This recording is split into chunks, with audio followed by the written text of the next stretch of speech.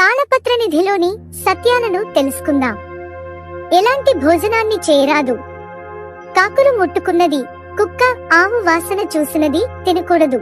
పాలతో భోజనం చేశాక పెరుగుతో భోజనం చేయరాదు.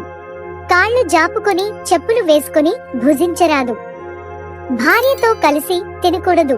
భర్త భుజించిన తర్వాత భార్య తినాలి.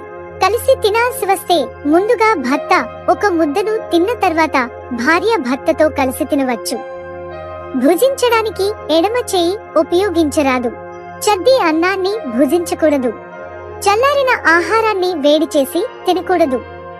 10-15 పదార్థాలతో భోజనం కన్నా కూర, పప్పు, పచ్చడి, మజ్జిగతో తీసుకునే ఆహారం అమృతం.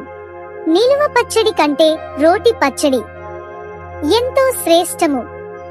నిలువ పచ్చళ్ళు వయసులో 2 రోజులకొకసారి, మధ్య వయసులో వారానికి 2 సార్లు, 40 దాటిన తర్వాత 15 రోజులకొకసారి, 50 దాటాక నెలకొకసారి తీసుకోవటం ఆరోగ్యకరం.